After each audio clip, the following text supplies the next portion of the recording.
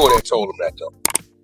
Because his statement is Wack 100 been screaming snitch for years, but now a leaked wiretap dropped straight from 21 Savage got people dragging up that old 2005 Fed gun case again. Imagine that. Folks are starting to wonder if Wack been playing both sides this whole time, moving like a street boss and an informant at the same time. Picture this. Dude runs his mouth non-stop calling everybody and their mama a rat. Then suddenly, for just a split second, a cop badge slips out the wallet. That tiny flash might have blown the whole image he built up. And the timing of this exposure is too perfect to ignore. And get this, the wildest part ain't even the case itself. It's who might have leaked it. People out here saying 21 Savage wasn't just passing it around. He's the one who dropped it. Word is he's been holding on to that tape for years, just waiting for the right moment. And honestly, can you blame him? Wack been tossing dirt on his name non-stop, calling him a snitch, accusing him of cooperating with ICE just to keep his papers clean, even trying to tie him into that whole YSL mess. 21 mostly kept it cool, brushed it off, said a few slick things, then stayed quiet. But this, if he really leaked that tape, that wasn't no petty move. That was chess. After years of Wack sneak dissing him on Clubhouse, 21 finally clapped back without even opening his mouth. Just one drop and the streets buzzing. Connect the dots and it's looking like Wack been pointing fingers at everybody else just so nobody looked too close at him. And this ain't even the first time folks been whispering that Wack might be tied to the feds. I just want to say this to y'all. When they raided my houses and my property, they was asking about Wack. Wack, loose cannon, 600, and this internet stuff. Just a couple months back, reports came out saying Big U got hit with RICO charges, and right before he turned himself in, he went on video and flat out said Wack 100 was working with the FBI. That's not hearsay. That's a man about to face serious time pointing a finger directly at Wack. Now, here's where it gets shady. Before the RICO even hit the news, before any arrests, before paperwork dropped, somehow Wack already knew what was coming. He called up Big U's wife and left a message like 911.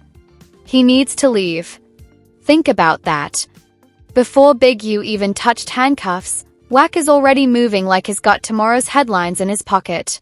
That don't sound like a warning. That sounds like a setup in disguise, like he knew the raid schedule because he made the call himself. And the wildest twist. After Big U got locked up, Wack hopped on the internet talking reckless, flipped the whole story on him, saying Big U was the one moving grimy, claiming he was the one with the secret BlackBerry to chat with the feds. But instead of clearing his name, all that did was make the street side-eye Wack even harder. Because how is it that Wack is always the first to know? How is he always in the center of the mess but never the one in cuffs? That call to Big U's wife didn't look like a favor.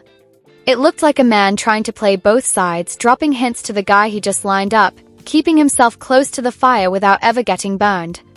That's when people really started looking at Wack different, realizing maybe he ain't no watchdog like he pretends. Maybe he's something way more dangerous. And the truth is, all this noise today traces back to an incident way back in 2005. Word on the street is Wack 100 and his brother got pulled over down in Texas. Nothing crazy at first, just a speeding stop. Cops walk up, ask the usual questions, and Wack tells them they're on the way to a funeral in Oklahoma. But then the officers ask to search the car. Wack says no, and that's when they bring out the K9. The dog sniffs around and boom, out comes a shotgun, a rifle, and a pistol, all loaded and sitting in the ride. Here's where it gets impossible to ignore. Both Wack and his brother were already convicted felons. That right there is automatic federal time. Cases like that don't just disappear. You don't walk away from felons with firearms. That's the kind of charge that ends entire careers before they even get started. But somehow Wack posts bail and slides back to LA like nothing ever happened. 2 years go by, quiet, no updates, no trial, no noise. Then out of nowhere the case gets dismissed. And not because of missing evidence or some slick technicality. What you God mean? damn, Triple It's actually Because been OG. 3 obviously years. you ain't going to court because you was God going to damn, court. Triple Every time you go to court, they OG. gonna let us know you going to court. So I can't go to court for immigration if I got an open nah, gun what case, about the fool. gun case? Bullshit. Can't go to court for immigration if I Bullshit. got They an will open give gun you case, your gang. time. The paperwork literally says dismissed in the interest of justice. Now pause on that. Anybody who knows how the system works, especially with felons caught strapped up, knows those words don't just appear for free. That phrase usually means somebody gave the feds something in return. Years later, Wack tried to spin it, saying the search was illegal and that's why the case got tossed, but that was pure cap. The court records were public. No mention of illegal search, no procedural errors, just case dismissed, clean as a whistle. And that's exactly why people been looking at Wack sideways ever since. And the timing, that's the part that makes this whole story stick like a ghost. Just a couple years after Wack's own gun case disappeared, his old boss, Suge Knight, started feeling the full weight of the feds. According to The Hollywood Reporter, Sugar's name popped up in a gang injunction. His circle got shredded, wiretaps buzzing, raids hitting, paperwork flying everywhere.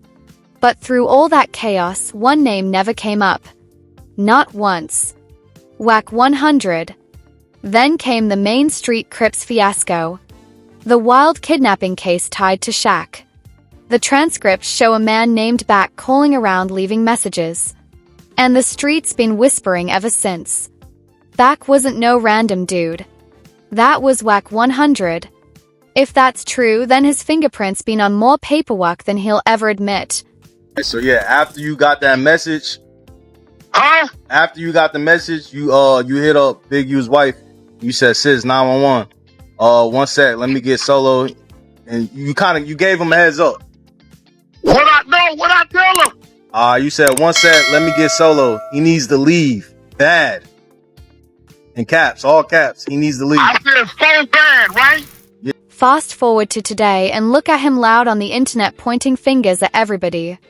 Ganana, BG, Brick Baby, 21 Savage, even J Diggs.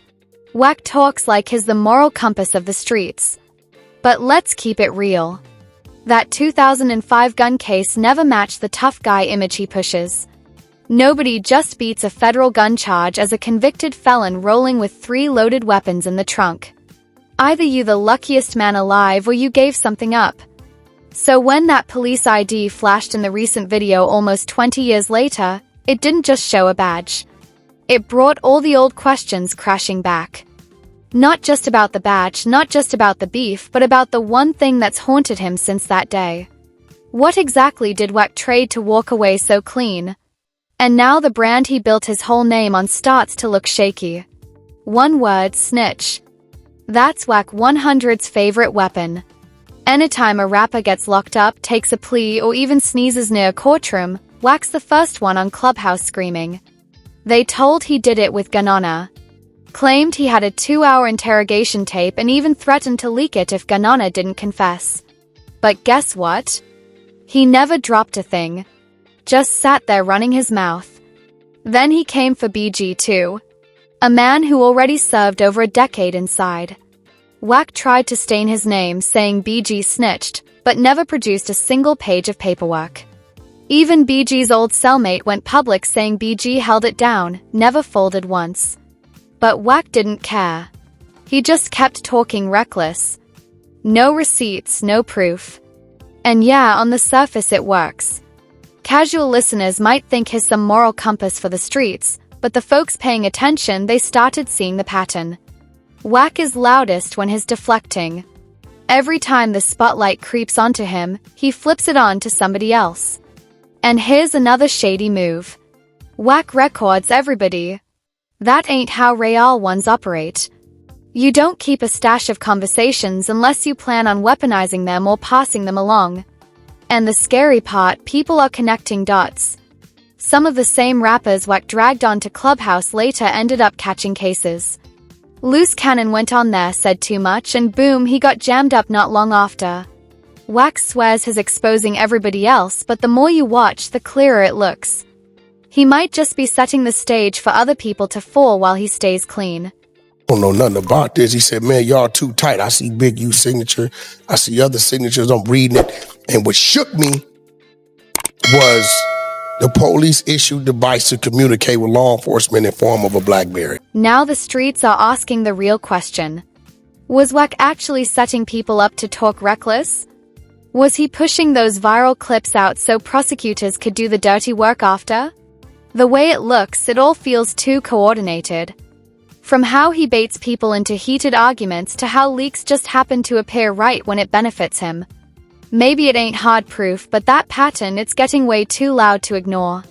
Think about it. At some point, you got to stop and study the trail. That leaked video might have lit the match, but the fire's been building for years. From that 2005 gun case that magically vanished to Wack knowing about RICO moves before the feds even knocked on doors to Wiretap mentions to that badge flash to the way he records everybody. It's not just sloppy, it looks calculated. And the deeper people dig, the more it feels like Wack been hiding in plain sight this whole time. Because here's the kicker. If all these rappers he accuses of being snitches were really doing what he says, there'd be paperwork, receipts, trails of cooperation. But the only name that keeps popping up, the only guy who somehow walks away clean when cases crumble, when charges vanish, when people get jammed up, it's always Wack in the middle, untouched. And that's why the streets don't buy the act anymore. Wack built his whole brand on being the loudest voice in the room, always calling out snitches, always painting himself as the one who never folds. But when you line up the timeline, it don't look like a watchdog. It looks like a man playing both sides of the fence. 1 minute he's barking on Clubhouse, the next minute paperwork vanishes, cases collapse, and somehow he's still free to run his mouth online. People are saying it flat out now. He talks like a gangster but moves like an informant. And when you really think about it, that's the perfect disguise. Nobody suspects the loudest guy in the room, right? But Wack's noise might just be his cover. Give you some time. I don't know, 24 hours, 12 hours, 5 hours, 6 hours, 1 hour. I don't know. I'm gonna give you some time though, Gunner. For you to go ahead on and confess. Because if he's always the one pointing fingers, nobody's asking the deeper question. Why does his name always escape the smoke? Why is his past so clean when everyone else's is catching dust in courtrooms and the leaked clip flashing that police ID that just ripped the mask off? Almost 20 years later and people still see it clear. It ain't just an old case or a little misunderstanding. It's a reminder that maybe the whole Wack 100 image we've been fed was never real to begin with.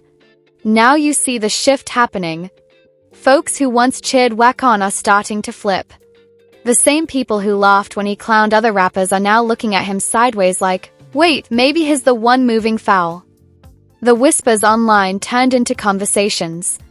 And the conversations are starting to feel like straight-up indictments. Because let's be real, how many times can one man dodge bullets, cases, and smoke, yet still walk away untouched? Rappers are catching time off their own words, but Wack, he's on Clubhouse recording, leaking, and stirring up chaos, yet somehow never catching heat. That don't feel like luck. That feels like somebody being protected. And that's where it gets dangerous, because if he really has been working both sides, then every single argument, every single recording, every single snitch accusation might have been bait for the feds. And the wildest part, Wack still plays it cool. Still loud, still laughing, still pointing fingers like nothing's wrong. But the streets don't forget. And when that badge video popped up, it didn't just confirm suspicions. It made people start digging deeper. The mask is slipping. And for the first time, it feels like Wack ain't controlling the narrative anymore. The streets are. And this is where it all comes crashing down, because the louder Wack screams snitch, the more people rewind the tapes and realize the puzzle pieces don't fit. How do you beat a federal gun case as a felon? How do you know about a Rachel raid before it even hits? How do your enemies catch cases while you walk away spotless every single time? That ain't coincidence, that's connections. Now, the same rappers has been calling out Ganana, BG, Brick Baby, 21 Savage. They're all looking cleaner than him in the public eye. The irony is wild. Wack tried to bury their names, but now it's his past that's haunting him. And with every new clip, every new accusation, people are asking the question out loud. Has Wack 100 been the biggest snitch of them all? The streets don't hand out second chances, and this kind of smoke don't just blow over. If Wack really been hiding behind loud talk and exposures all these years, then the truth is finally catching up. And once that mask slips all the way off, it won't just be his brand on the line. It'll be his whole legacy exposed. Or maybe the feds already know too much about him. And that's what makes this whole thing different. It ain't just about proving if Wax is working with them. It's about what it means if he really is. What does that say about the stories we've all been sold? About the people we trust with platforms? About the voices shaping the culture? People might joke about it online, but this ain't funny anymore. Real lives are getting twisted up behind this kind of manipulation. Wack been the one screaming snitch at everybody else. But now the streets are staring back asking if the loudest voice in the room was wired from the very start. Because if he was, then the whole game been compromised for years. And the scariest part, he ain't laying low. He's still out here talking, still recording, still pointing fingers. And whatever comes out of his mouth next might just be the final piece that blows this entire thing wide open. So tell me what you think. Has Wack been exposed, or is there even more waiting to drop? Don't forget to like, subscribe, and share this video. And I'll see you on the next.